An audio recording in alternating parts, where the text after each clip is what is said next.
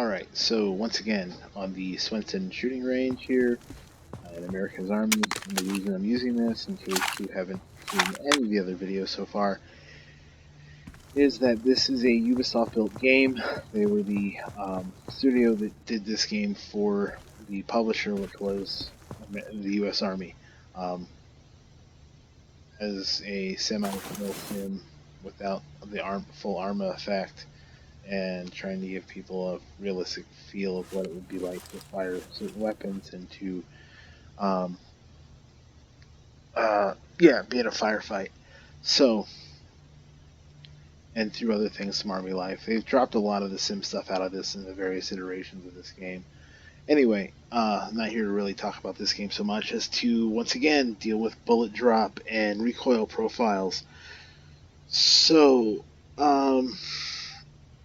right, we are on, I'm doing the M249, which right now it's set up on auto. Let me see if it has, I can only do this on auto. And in case you haven't seen any of the previous videos, I'm going to shoot out at 50 meters. Uh,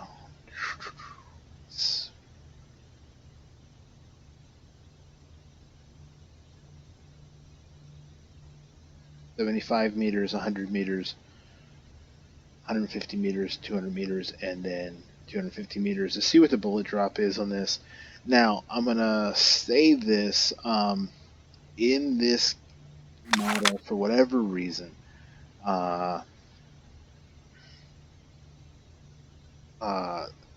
In America's Army. In the shooting range, they don't put the magnified optic on the M249. In the actual game, in the training, the other training videos we have for it, it uses an LCAN sight, but at the same time, I can't look at bullet drop and excuse me. I can't look at bullet drop and recoil profile on those. They're mostly shoot house type things. So either for speed or just for trying to find and shoot camouflage enemies. So anyway, here we go. This is 50 meters.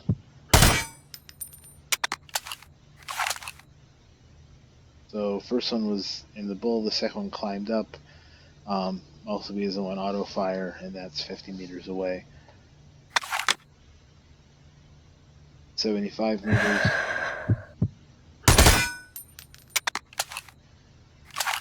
Got through, I think that was 3 at that one right below the bull, one up there, and one in the second ring out. Okay, no real significant drop shown yet. 100 meters.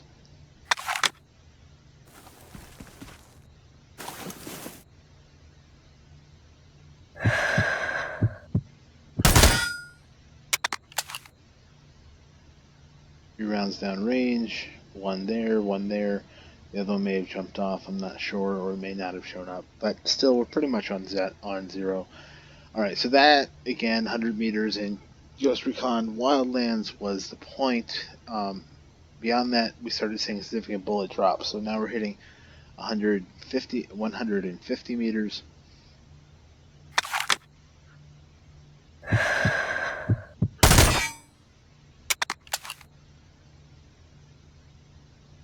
One above, one in the middle, one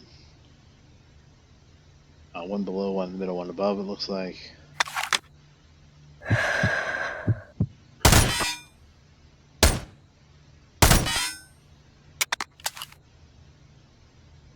See, they're all still, based on the dispersion there, I would say we're still pretty much on zero. Using this at range without a magnified optic on it is not the easiest thing. I'm just going to say that now. So anyway, hitting 200 meters.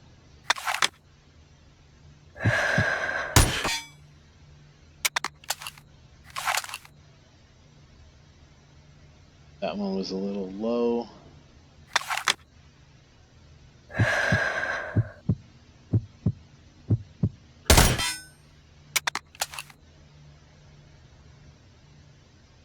So they're coming in first and second ring out, which is still really good. You're not going to get some drop out that far. I believe unmagnified, the M249 only was supposed to have a spot targeting range of 300 meters. With a magnified optic, I think you can reach out to, I think it was somewhere between 4 and 6. I don't remember exactly. And clearly, even though I'm using an aim point here, it's an unmagnified sight, so spot targeting is going to get weak after a little while. So here we go on the 250 meter. That sounded like 2 on steel, and I'm not seeing the impact points.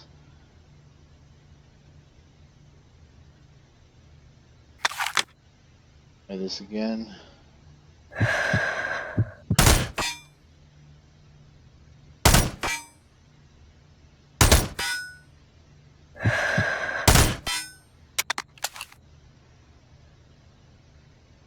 Alright, so I think there I was holding at the top of the disc, and you see they're all falling in the center at that point. So it's not much of a drop at 250 meters, though there is some, and there's going to be. So there's that.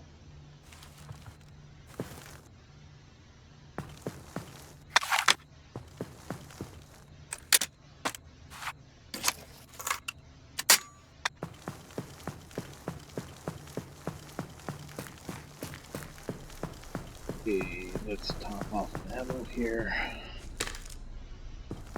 So at this point, I'm going to do a recoil profile test. Okay. One thing I wanted to do with this, let me run back upstairs to the outdoor range for a second.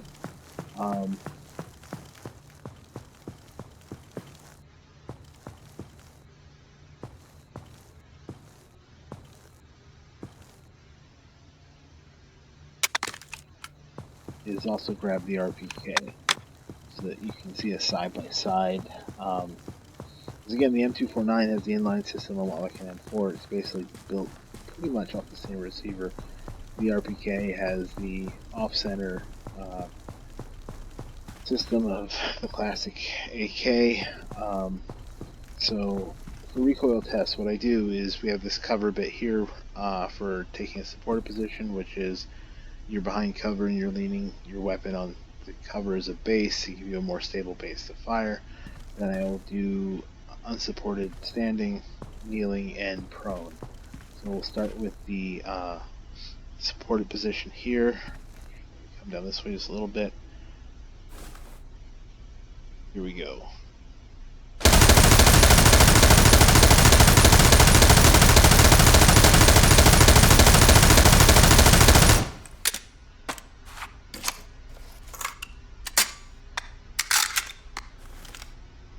So that's the dispersion from a supported base. Okay, on the M249.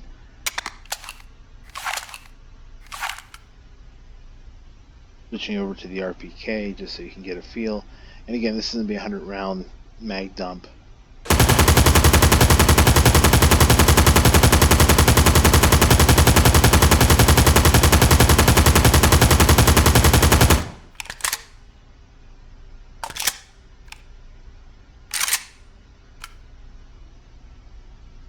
So you had the one that was a tight circle there, and this one clearly walks on up. Which is what it should do. That's how that should act. Okay, so unsupported standing. Now, just to be honest, controlling any squad automatic weapon like this is going to be hard. So I expect some climb. We'll see how bad it gets.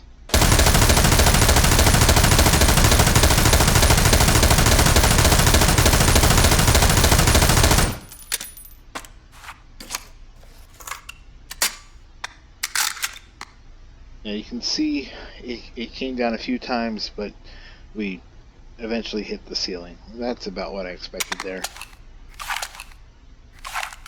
Okay, RPK. Let's see how this compares.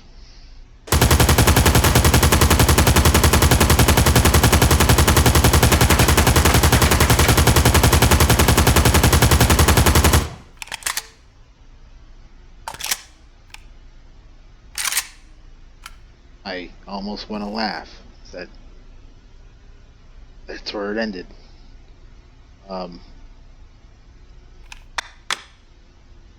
These weapons really were not meant to fire extended burst standing, to be honest, but that's... There you go. Alright, so this one's kneeling. Again, I'm not going to try and fight this down. You can fight them down a little bit. I'll probably show you how that works right after this. But this is just letting it climb as it naturally does in the game.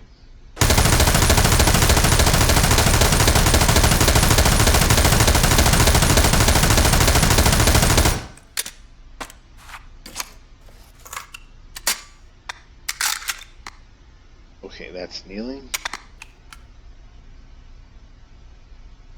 And this is the RPK.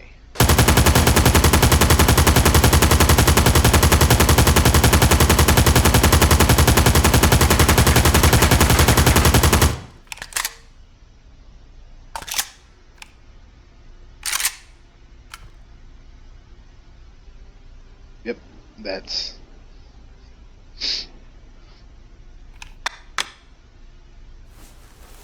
Alright, last one, prone. I expect prone on this again to be a lot like what we had with the supported position, because you are basically in a supported position.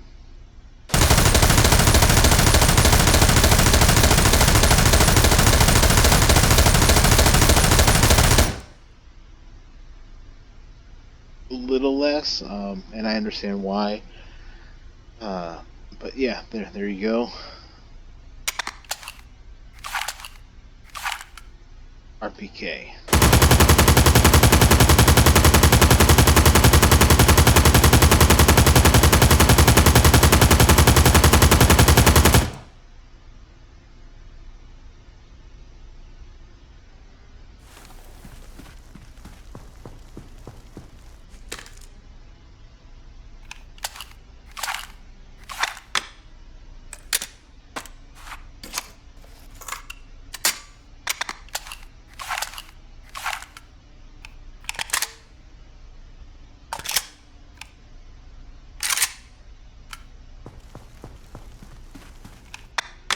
Alright, the last thing I'm going to do with these is I'm coming back to unsupported standing, and this time I'm actually going to try and fight down as much as I can with the mouse. The recoil to see if I can keep it. I'm going to try to see how closely to inside one of these squares I can keep either one of these, okay? So, this should be interesting. I've actually never done this before.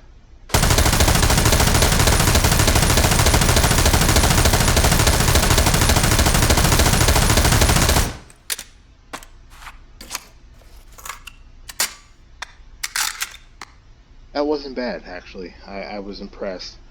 So there you go with that. And here's trying with the RPK. I'm going to do this one.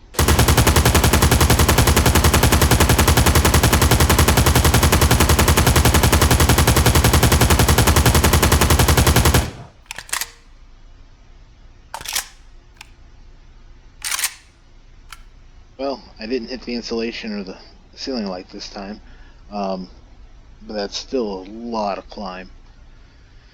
Okay, so there's that. Hope that gives you some idea. Again, just so you understand where this game is coming from. In America's Army, the premise is that you are a well-trained Army infantryman. Whereas in Ghost Recon Wildlands and Ghost Recon Breakpoint, the premise is that you are a some sort of beyond tier 1 super soldier, best of the best of the best type of thing. So my argument would be that the guys in Ghost Recon should be able to handle their weapons at least as well as this, if not better. There you go.